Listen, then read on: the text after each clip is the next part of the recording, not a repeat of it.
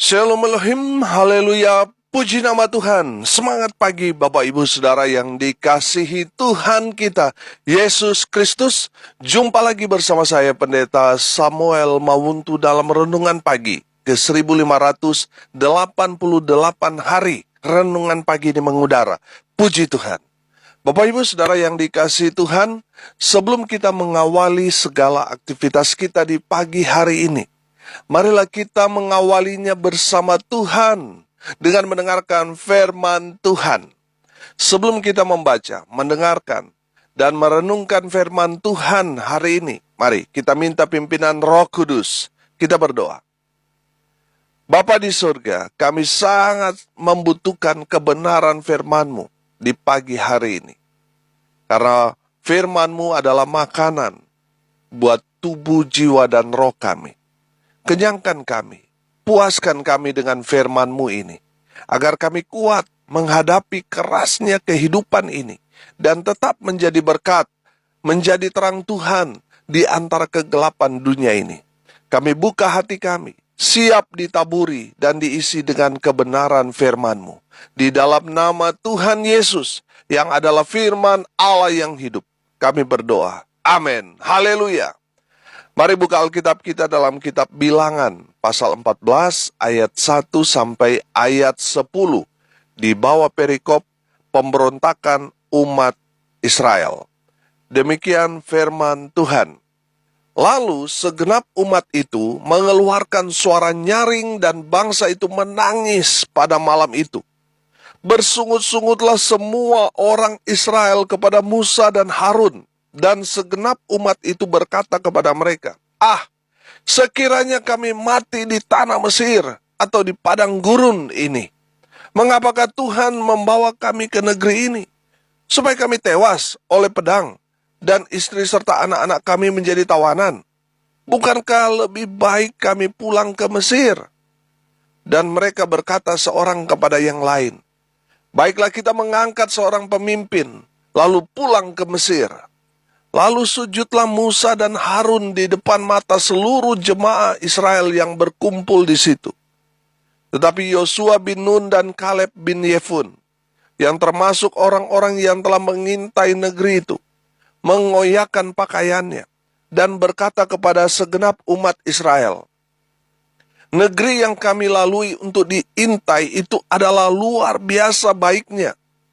Jika Tuhan berkenan kepada kita, maka Ia akan membawa kita masuk ke negeri itu dan akan memberikannya kepada kita, suatu negeri yang berlimpah-limpah susu dan madunya. Hanya janganlah memberontak kepada Tuhan dan janganlah takut kepada bangsa negeri itu, sebab mereka akan kita telan habis. Yang melindungi mereka sudah meninggalkan mereka, sedang Tuhan menyertai kita. Janganlah takut kepada mereka. Lalu segenap umat itu mengancam hendak melontari kedua orang itu dengan batu. Tetapi tampaklah kemuliaan Tuhan di kemah pertemuan kepada semua orang Israel. Amin. Haleluya. Bapak Ibu Saudara yang dikasihi Tuhan, konteks kebenaran firman Tuhan ini ketika 12 pengintai yang diutus untuk mengintai tanah yang dijanjikan Tuhan kepada Israel, yaitu tanah Kanaan. 12 pengintai itu datang memberikan laporannya kepada Musa dan kepada seluruh bangsa Israel tentang keadaan tanah yang dijanjikan Tuhan kepada mereka. Tugas para pengintai ini, saudara lihat di dalam pasal 13 ayat 17 sampai ayat 20. Tugas para pengintai ini mengamati bagaimana keadaan negeri yang akan mereka duduki itu. Apakah bangsa yang mendiami negeri itu kuat atau lemah? Apakah mereka itu jumlah penduduknya banyak atau sedikit? Apakah keadaan mereka itu baik atau buruk? Bagaimana pertahanan kota mereka? Dan bagaimana keadaan tanah mereka? Apakah tanah mereka subur atau tidak? Musa meminta 12 pengintai itu membawa hasil bumi sebagai bukti bahwa tanah itu memang betul-betul diberikan Tuhan kepada mereka. Setelah lewat 40 hari, pulanglah 12 pengintai atau saya sebut intel ini, dan segera menghadap Musa dan segenap umat Israel untuk memberi laporan tentang apa yang mereka lihat di tanah Kanaan. 12 pengintai ini sepakat bahwa tanah Kanaan memang negeri yang berlimpah susu dan madu. Di sini mereka sepakat. Tetapi mereka mulai tidak sepakat tentang analisa mereka tentang negeri Kanaan yang mereka intai selama 40 hari itu. Di dalam pasal 13 ayat 28 berkata begini, hanya bangsa yang diam di negeri itu kuat-kuat dan kota-kotanya berkubu dan sangat besar, juga keturunan Enak telah kami lihat di sana. Ayat 29. Orang Amalek diam di tanah Negeb, orang Het, orang Yebus, dan orang Amori diam di pegunungan, orang Kanaan diam sepanjang laut dan sepanjang tepi sungai Yordan. Bapak Ibu Saudara yang dikasihi Tuhan, mereka memberikan laporan yang tidak benar tentang apa yang mereka lihat dengan mata mereka, tentang keadaan yang ada di tanah Kanaan. Di pasal 13 ayat 33, juga kami lihat di sana orang-orang apa? Raksasa, orang Enak yang berasal dari orang-orang raksasa. Dan kami lihat mereka seperti belalang. Ketika bangsa Israel mendengar itu, timbullah rasa takut kepada bangsa Israel. Makanya sudah perhatikan di dalam kebenaran firman Tuhan yang sudah kita baca tadi. Ada ketakutan, sehingga bangsa ini bersungut-sungut marah kepada Musa dan Harun. Karena mendengar berita dari 10 pengintai ini. Kita dapat melihat di sini mulai ada 2 orang yang tidak sepakat. Berbeda dengan laporan dari 10 pengintai yang lain. Mereka adalah Kaleb bin Yefun dan Yosua bin Nun.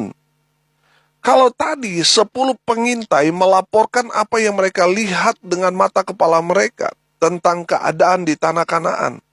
Tetapi kesalahan mereka melihat apa yang nampak dengan mata mereka, tapi mereka tidak melihat bahwa Tuhan menyertai umat pilihan Tuhan ini.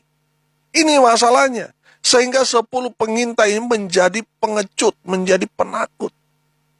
10 pengintai ini memiliki mental pengecut. Mereka takut karena mereka mengandalkan kekuatan manusia mereka. Mereka takut melangkah dan mereka pesimis, mudah menyerah. Saudara, ini ciri-ciri pengecut. Bapak Presiden Jokowi memprediksi tahun 2023 nanti adalah tahun yang gelap.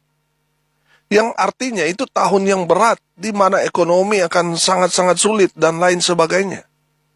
Kalau saudara melihat, dan saudara menjadi takut, karena saudara melihat sepertinya prediksi ini benar. Akhirnya saudara ragu, takut, khawatir, berarti saudara memiliki mental seorang pengecut. Bapak Ibu Saudara yang dikasihi Tuhan, mari kita belajar dari Kaleb dan Yosua yang berjiwa pahlawan. Mereka dengan gagah berani berbicara di tengah-tengah bangsa Israel yang sedang ketakutan mendengar kesaksian 10 pengintai tadi. Kaleb mengatakan, kita akan maju dan menduduki negeri itu, sebab pasti kita akan mengalahkannya. Haleluya. Bapak Ibu Saudara yang dikasihi Tuhan, ada banyak prediksi-prediksi tahun yang akan datang. Begitu sulit dan sebagainya. Tetapi kita harus optimis, sebab kita berjalan bersama dengan Tuhan. Tuhan akan menjaga, melindungi, memelihara, dan memberkati kita umatnya. Amin. Haleluya. Yosua mengatakan, dalam pasal 14 ayat 6-8 berkata begini. Yosua bin Nun dan Kaleb bin Yefun, yang termasuk orang-orang yang telah mengintai negeri itu, mengoyakkan pakaiannya, dan berkata kepada segenap umat Israel, negeri yang kami lalui untuk diintai itu adalah luar biasa baiknya. Jika Tuhan berkenan kepada kita, maka Ia akan membawa kita masuk ke negeri itu. dan akan memberikannya kepada kita suatu negeri yang berlimpah-limpah susu dan madunya. Haleluya. Bapak Ibu Saudara yang diberkati Tuhan, Yosua dan Kaleb adalah seorang yang berjiwa kesatria, berjiwa pahlawan. Amin. Mereka dengan gagah beraninya mau menyampaikan motivasi kepada bangsa Israel bahwa Tuhan akan menyerahkan tanah Kanaan itu kepada Israel. Haleluya. Yosua dan Kaleb melihat bahwa Tuhan menyertai bangsa Israel ini. Keluaran 14 ayat 14 berkata, Tuhan akan berperang untuk kamu dan kamu akan diam saja. Haleluya. Yosua dan Kaleb mengandalkan Tuhan sepenuhnya. 10 pengintai tadi hanya fokus kepada orang-orang raksasa yang diam dan menduduki Kanaan sampai mereka tidak melihat Tuhan yang menyertai mereka. Makanya mereka ketakutan karena mereka tidak mengandalkan Tuhan. Yosua dan Kaleb mengandalkan Tuhan. Makanya mereka tidak takut sekalipun di depan mereka berdiri pasukan orang-orang raksasa. Karena mereka percaya Tuhanlah yang akan memberikan kepada mereka kemenangan demi kemenangan. Haleluya. Yosua dan Kaleb memiliki iman yang luar biasa. Sekalipun Yosua dan Kaleb hanya minoritas di tengah-tengah bangsa mereka sendiri yang sedang bersungut-sungut kepada Tuhan. Karena ternyata tanah yang dijanjikan Tuhan yang berlimpah susu dan madunya, yang sudah ada di depan mata mereka, tidak kosong. Kalau kosong ya gampang, tinggal mereka masuk, nggak ada masalah. Tetapi ternyata di sana ada orang-orang raksasa yang tinggal di sana. Ibarat pepatah, lepas dari mulut harimau dari Mesir, masuk ke dalam mulut buaya di Kanaan. Yosua dan Kaleb percaya Tuhan akan menyerahkan tanah Kanaan itu kepada mereka. Karena Tuhan sudah berjanji kepada Israel. Tuhan tidak pernah ingkar janji, amin. Seseorang yang punya iman, sekalipun banyak tantangan, persoalan, pergumulan di depan mereka, tapi mereka akan keluar menjadi pemenang. Amin. Haleluya. Karena iman, Daud tidak takut ketika dia berhadapan dengan Goliat, raksasa dari Filistin, panglima perang Filistin. Dan Daud berhasil mengalahkan Goliat karena iman Daud. Dia percaya bahwa Tuhan menyertai Daud. Haleluya. Saya tidak tahu apa yang menjadi pergumulan saudara. Mungkin itu seperti raksasa di depan saudara. Tetapi dari firman Tuhan ini kita belajar. Orang yang punya iman akan mengalahkan raksasa. Amin.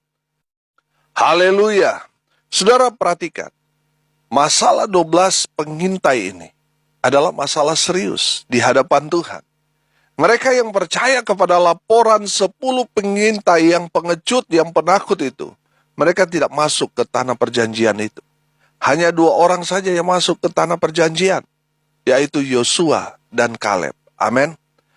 Ayat 30 dari pasal 14. Bahwasanya kamu ini tidak akan masuk ke negeri yang dengan mengangkat sumpah telah kujanjikan akan kuberi kamu diami, kecuali Kaleb bin Yefun dan Yosua bin Nun. Haleluya. Bapak Ibu Saudara yang dikasihi Tuhan, mari kita belajar dari Kaleb bin Yefun dan juga Yosua bin Nun. Dari firman Tuhan ini kita belajar. Mari kita berjiwa sebagai pahlawan yang gagah berani. Jangan jadi pengecut. Betul, di hadapan kita ada masalah, pergumulan yang berat. Tapi mari kita berjiwa sebagai seorang pahlawan yang gagah berani. Jangan baru ada masalah sedikit, saudara menangis, cengeng, mau mundur, saudara bersungut-sungut kepada Tuhan. Bukankah saya sudah setia berjalan dan mengikut melayani Tuhan? Tapi kenapa masalah ini dan itu tidak pernah selesai dalam kehidupan saya. Saudara yang dikasihi Tuhan, kita harus berjiwa sebagai pahlawan yang gagah berani.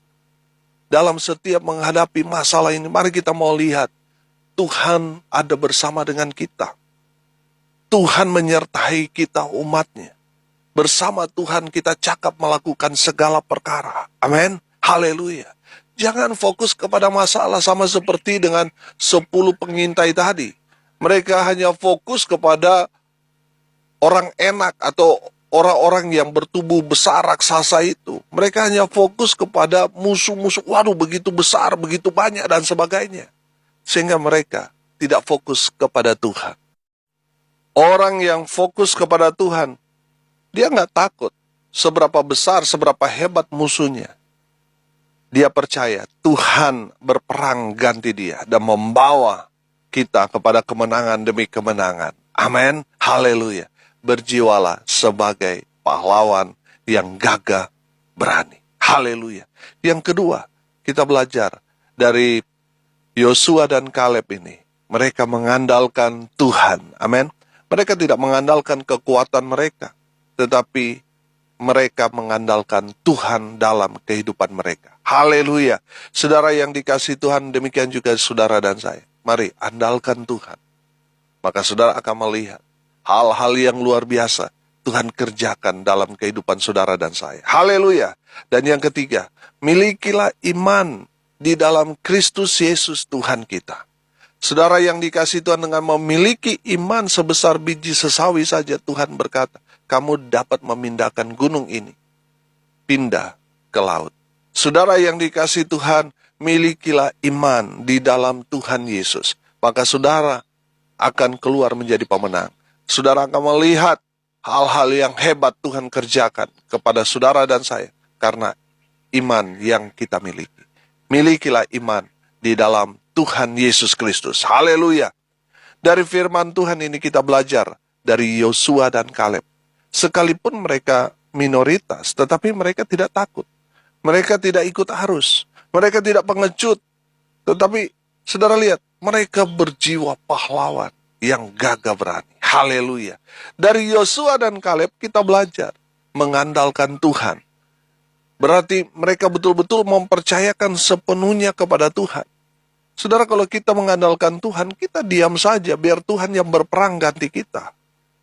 Kalau kita mengandalkan manusia kita akan lelah. Kita akan tidak berdaya, saudara, menghadapi banyak musuh di depan kita. Tapi karena kita mengandalkan Tuhan, kita hanya diam saja. Tuhan yang berperang ganti kita. Haleluya. Dari firman Tuhan ini kita belajar.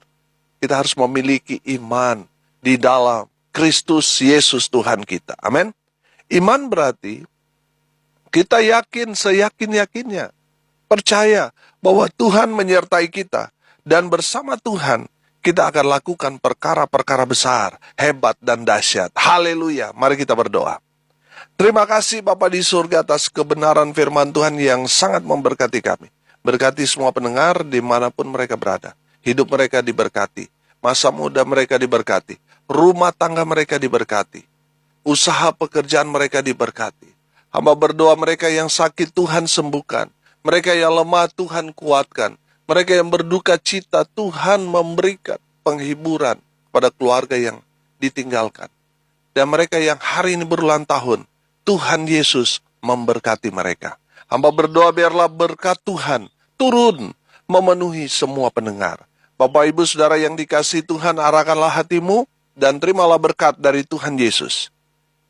Tuhan memberkati engkau dan melindungi engkau. Tuhan menyinari engkau dengan wajah-Nya dan memberi engkau kasih karunia. Tuhan menghadapkan wajah-Nya kepadamu dan memberi engkau damai sejahtera. Di dalam nama Tuhan Yesus, sumber segala berkat. Bapak Ibu Saudara yang percaya diberkati Tuhan, katakan amin. Puji Tuhan. Bapak Ibu Saudara yang dikasihi Tuhan, kalau saudara merasa diberkati melalui renungan pagi ini, bagikan juga kepada saudara-saudara yang lain, agar mereka juga diberkati. Karena untuk itulah kita dipanggil untuk jadi berkat. Salam kasih dari Bali, saya Pendeta Samuel Mawuntu. Sampai jumpa besok pagi. Tuhan Yesus memberkati kita semua. Haleluya.